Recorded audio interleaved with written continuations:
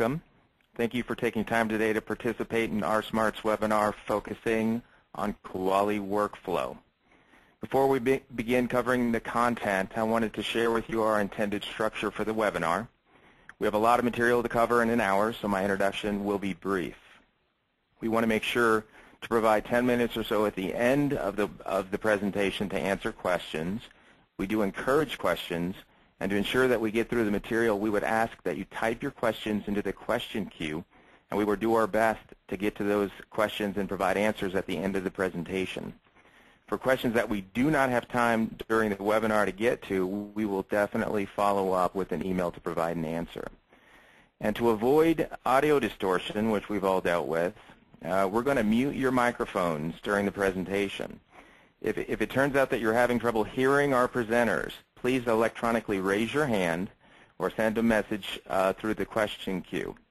And I would ask if just a few of the folks that are on, if someone could raise their hand right now just to make sure that we can be heard, that would be very helpful for us.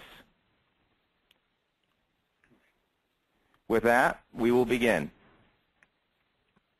Thank you again for joining RSmart to participate in our presentation of Kuali Financial System Workflow from a functional perspective.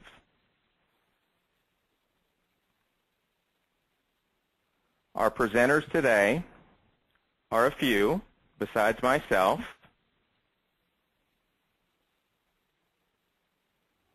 We have Chuck Kinsicki.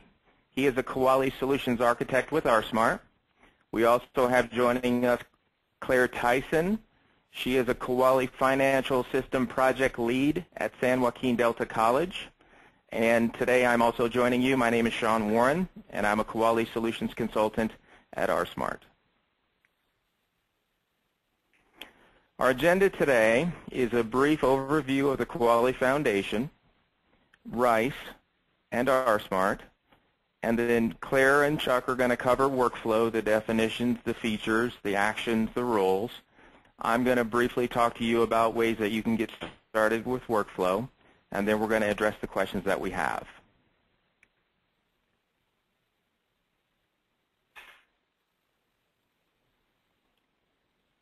I'll start off by talking a bit about the Kuali Foundation, and I know most of you, because we did see the list in advance, are quite familiar, but for those that are not, the Kuali Foundation is a nonprofit organization that provides the organization, the infrastructure, the governance to effectively produce high-quality enterprise software. The foundation helps coordinate partner efforts. The foundation manages and protects intellectual property rights, plans and organizes conferences, and potentially most importantly, helps educate and assist members of the Kuali community. So the question is, what is RSmart's role in this whole matrix that you see? We're one of the founders of Kuali. We started RSmart to provide support for these community source projects. We get deeply involved in the development of software and of governance. We contribute our expertise and the code, the products of our labor back to the community. And as a business, we help make Kuali software more readily consumable by any organization. We do that by providing training. We have a methodology for providing evaluation and implementation services, and we provide ongoing annual software support and maintenance. So what is Kuali RICE? Our discussion today is about workflow, and workflow is part of RICE. Sorry about that. Kuali RICE is software that provides enterprise-class middleware suite of integrated products built with a services-oriented architecture in mind. All Kuali applications are built using this common infrastructure, which provides a rich set of shared development tools, and most importantly for today, RICE provides workflow. So the question is, why choose Kuali software? Because Kuali software was built specifically to address the needs of education, and it was built by your peers in education. Because Kuali software is open source, vendor software fees are eliminated, and so are those resource-intensive required upgrades that often offer very little value to education customers. Kuali software is owned by the community members. The software can never be sold or sunsetted because of a merger or acquisition. And one of the key benefits of Kuali is the community itself, being part of the sustained community of peers that share common goals, that can work together to overcome common challenges. And finally, to gain greater control of your organization and its destiny. I would now like to introduce you to Claire Tyson, who functioned as the Kuali Financial System Project Lead at San Joaquin Delta College. Thank you, Sean. Welcome, everyone. Good morning. Let's start by a brief description of what workflow is.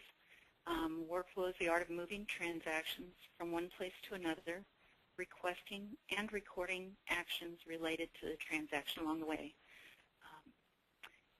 And I'd like to talk a little bit about what we're intending on providing in this webinar. This presentation is intended to provide the information on the workflow features in Kuali, specifically from a functional perspective.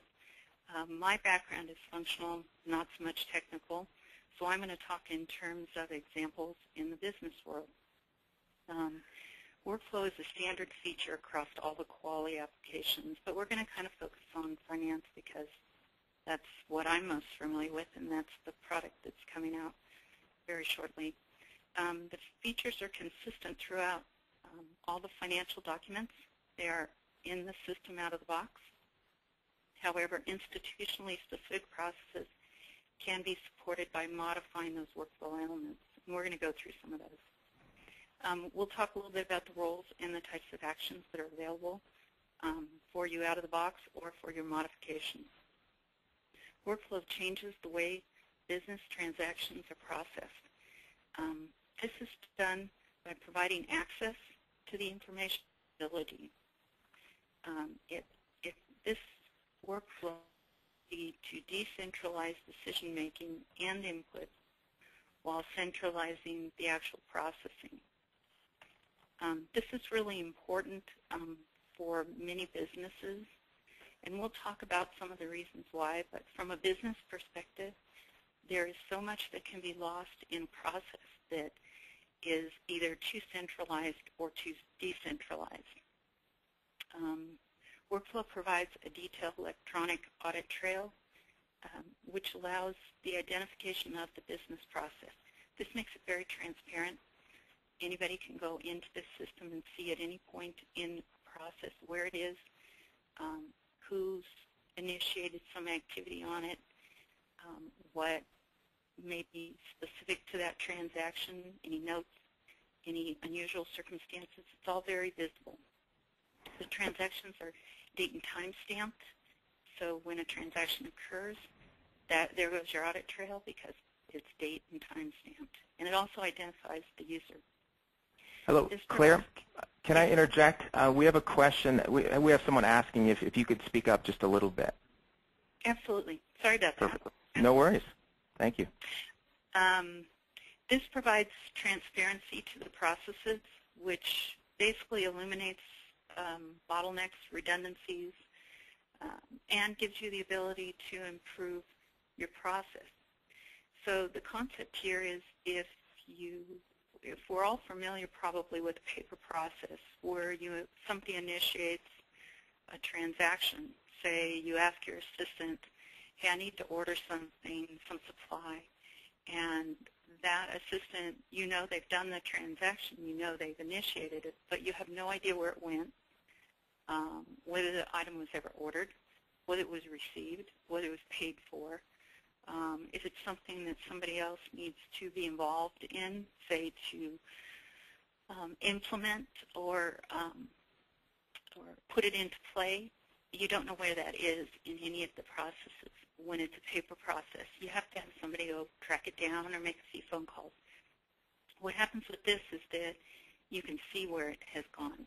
You can see who's done their action on it, where they sent it to, and the workflow that's in this system is already embedded in the system, but you have the ability to make modifications to that.